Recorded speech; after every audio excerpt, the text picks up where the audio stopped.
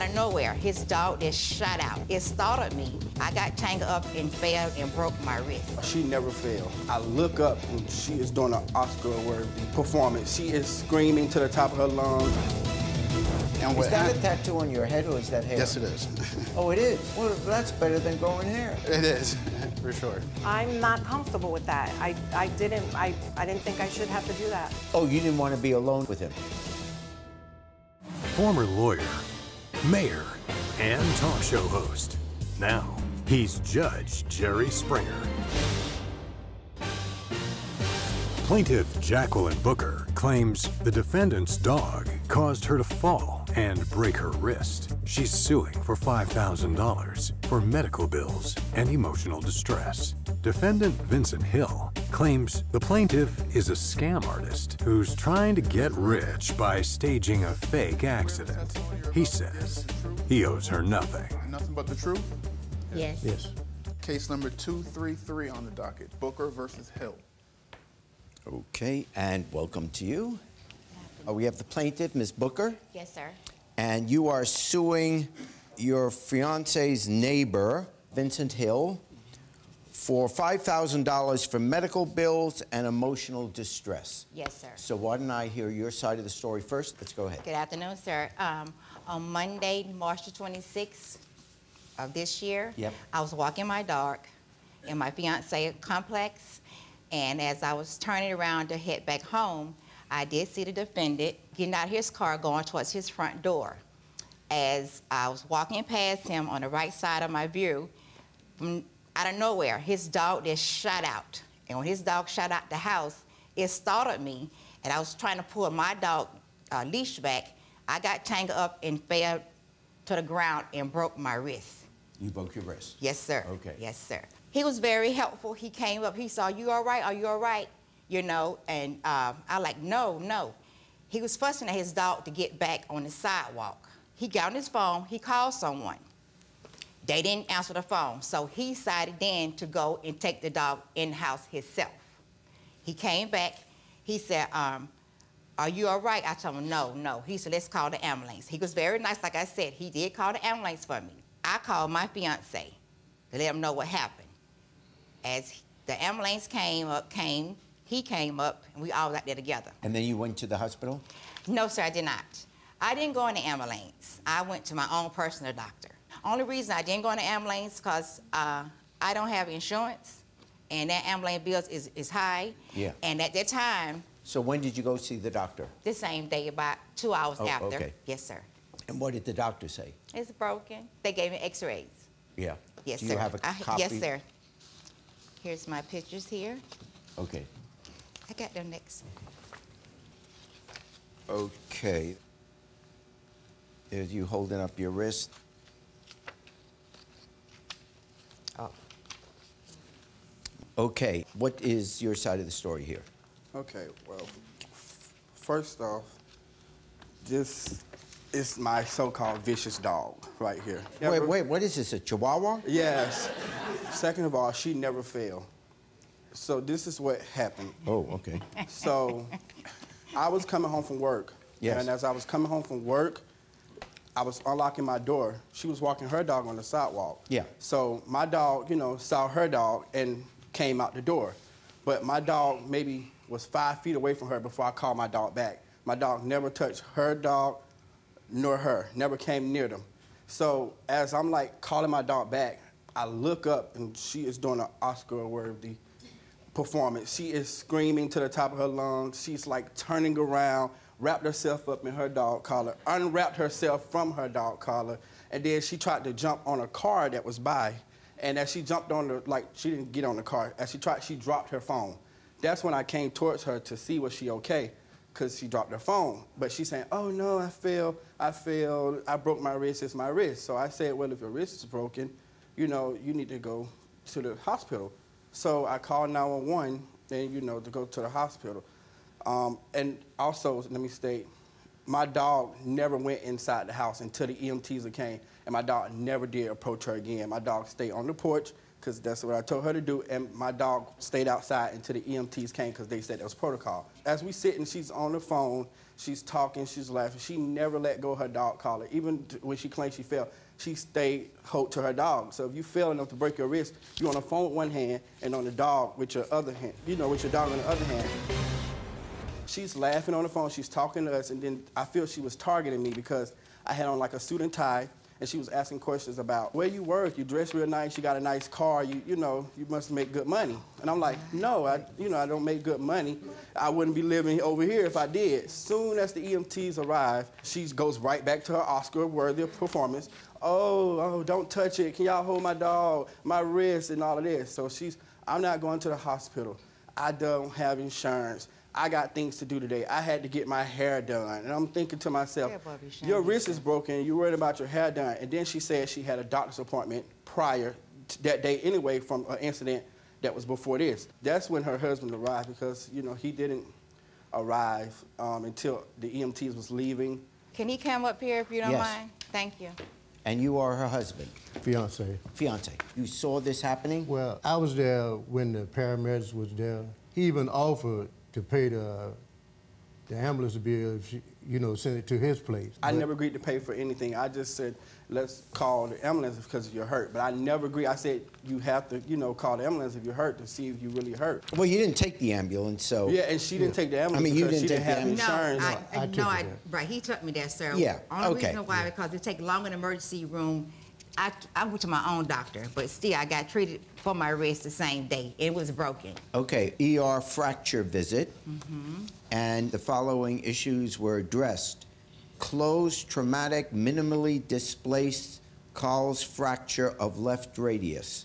The point you were implying is, was it something that happened on a prior occasion? Right, because she already had a doctor's appointment. No, I did not, sir. Yes, she already had a doctor's appointment. And wait, how do we know she had a doctor's appointment? Thank you. Because that's what she was saying. She was saying she had to go to the doctor anyway, so she has things to do, so she wasn't going to go. Why would she tell the EMTs if I agreed to pay anything that she didn't have insurance?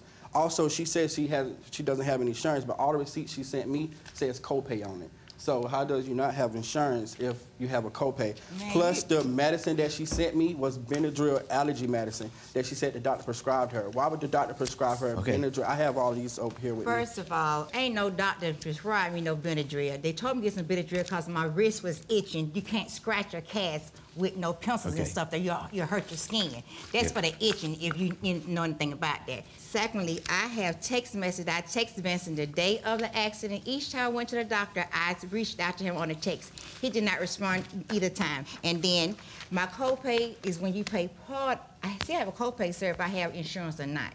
Each time I went to the county doctor office, I had to pay $30. I was out $30 each time. I got it. Okay. And not only that, I had to pay for parking. So that's what I'm saying. They had nothing to do with insurance or not, sir. Okay, I've heard everybody. Okay. You sued for $5,000, and of that $5,000, you're saying $1,060 was medical bills and $3,940 was emotional distress. Yes, sir. Okay. I am prepared to say that of the $1,060 of your medical bills, I'm willing to approve an award of $1,018 for the major medical, which was going to the hospital, then getting those tests done. On the emotional distress, it's a chihuahua. Your Honor. I'm not saying that doesn't make a bad day and there's emotional distress, and I'm not trying to belittle that. And I admit I joke a bit about the chihuahua.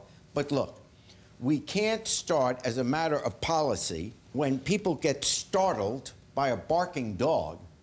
If every time someone got startled by a barking dog, some would fall, some wouldn't, but they'd be startled by it, we'd have to triple the number of courthouses. A barking dog, even if it's a bigger dog, okay?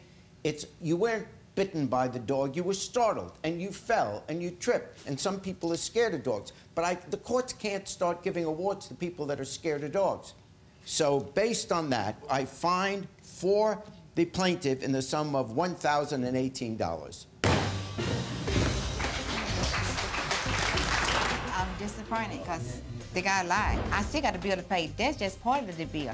I still got another bill that got to come out, Some people are like what I was saying, like a fart. A lie don't care who tell it, a fart don't care who smell it. Did she break her wrist prior, before this incident? I believe so. I believe she's a scam artist still, and that's just how I feel. Plaintiff Rose Talavera claims the defendant took her money for a tattoo, then wouldn't schedule a reasonable time to do the work. She's suing for a $1,500 refund. Defendant, Adam Jones, claims his company, Incredible Inc., has a firm and clearly posted no refunds policy. He says he owes her nothing. And nothing but the truth? Yes. It's case 108 on the docket. Okay. Let me see what we have here. We have the plaintiff, Ms. Talavera, and you are suing the defendant, Incredible Art, for $1,500 for a tattoo that you say you never received. Correct. Okay, why don't you tell me your side of the story? Well, Your Honor, I have 3 grown daughters, and on my lower back already, I have their names. Yes. And this was to be the root of the tree that I wanted to get, a family tree. Now that my daughters have children. You're going to put a family tree on your back? I was, yes. My daughters now have children of their own, so to honor my legacy, I wanted to put a family tree, make that tattoo the roots of the tree, and then in the branches have my grandchildren's names. And it was going to be a cherry blossom, so it would have draped over my shoulder. That's the root of the tree, so it would have started so there. So the kids go up. Yeah. Correct. So I went into the defendant's shop yes. with my idea. He has good reviews, great guy, very personable, made me very comfortable. And we discussed what we were going to do. I discussed with him, how do you pay? Do we do a little bit of the tattoo because it was going to be a big piece? Do we do a little bit of the tattoo and, you know, pay as we go? I didn't know. He said we could do it like that, or I have this new company that it's a loan company. And they finance the... Correct. Okay. Yeah, they finance, you know, I would get the loan from them. They would pay the merchant in full, and then I would pay back the loan. So I said, okay, let me go home and research it. I took the paperwork home. I researched it. I thought it was a good idea. I emailed them and asked them, I only need between $900 and $1,100. What if I take out $1,500? So what happened? You get the financing, good news. Now what? He went ahead and processed it. Yeah. It was fine. We discussed, well, you have more than what I need. Can I get a second tattoo, maybe something smaller? It was fine. We'll just do the whole $1,500 because it's already processed. After that, I got a message, when can we start after the 1st? My loan was processed on April 7th. My schedule is allotting me the time to do this in April. I didn't want it done May 1st. You wanted it done in April, and he said he could do it in May. And he didn't even specify when in May. He said after the 1st. Let me hear from you. I've been tattooing since 2006. And is that a tattoo on your head, or is that hair? Yes, it is. Oh, it is? Yeah. Well, that's better than growing hair. It is, for sure. Go ahead. The client asked me to draw up a tattoo for her. Yeah. And I actually have the sketch that we drew up. And what happened was, over time, I was only able to get her to do it on the 1st. That's what I said. Whatever after May 1st was possible. She sent me another tattoo picture that she wanted to get on her leg. So what I said to her was, I can't do it until then. And she said, that's unacceptable. I said, okay, well, I'll come in on a day that we're closed, and I'll open up the shop, and we'll do it then. That would have been 3 days after our conversation on the 11th. She was still unhappy with it altogether, period. She said, why? No way. I mean, just listening, that sounds reasonable. The tattoo was very, it meant a lot to me. I know, really but wanted he's this saying family tree. 3 days later, he could have done it. He offered to go into the shop with me on his day off. The business is closed. I'm not comfortable with that. I didn't think I should have to do that. Oh, you didn't want to be alone in the shop with him? And Your Honor, I'm the only person in the shop, so she would have been alone with me regardless. We also have a bring a friend clause. We also have security systems. So she can be, yeah. Anybody could have come in. It wasn't like I was going to shut the door off and shut the lights off and just have a little booth open. If that's what it's going to be anyway, you've had tattoos before. Well, you showed us. You've had tattoos before.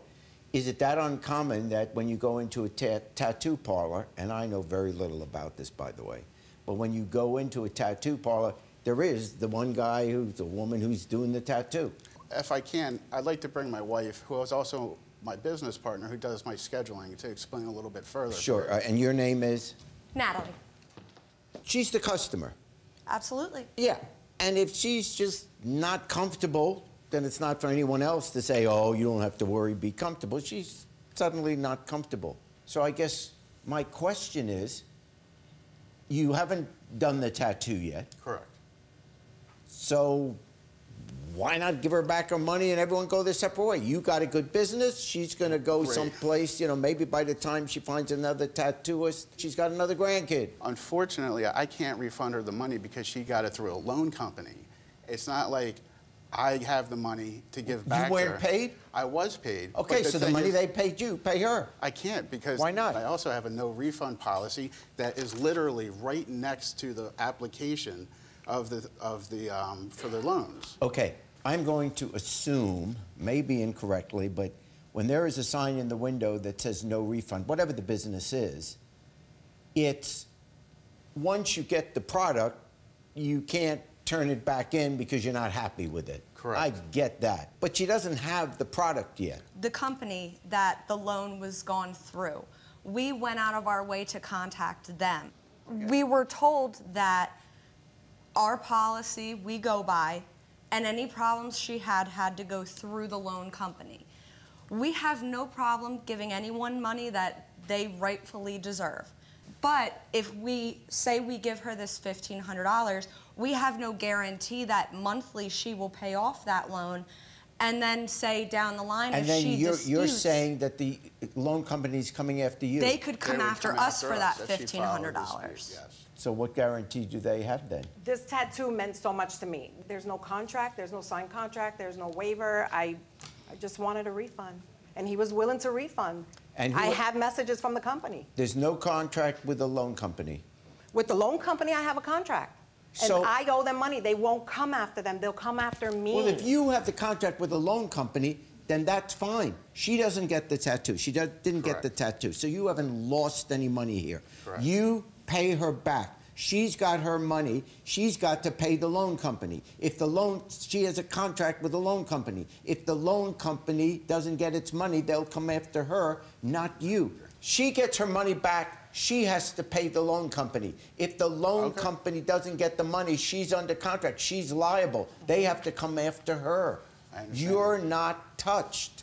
I'm saying this isn't a case where you did the work and she's trying to scam you. She's, for whatever reason, uncomfortable, and I get it, that a tattoo is a personal thing, and if she's not comfortable with you now, and you probably wouldn't be comfortable even giving it to her now, let's be honest, honestly, this is friction. The best thing for you to do is give her back the money that she paid. You haven't lost a penny. She's liable to the loan company for which she signed the contract, and everybody goes home happy. And I fine for the plaintiff in the amount of $1,500. Thank you, Your Honor. I'm very happy with the verdict, and now I can go somewhere and get my legacy placed on my body, and I'm happy. I'm glad that she's satisfied, and I'm glad that, you know, I don't have to deal with her anymore. She will happily go somewhere else and get it done, like she just said, so let her go somewhere else and get it done.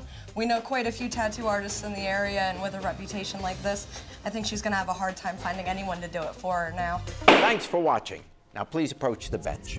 The way I look at it, you have two options here. Option A, watch more Judge Jerry.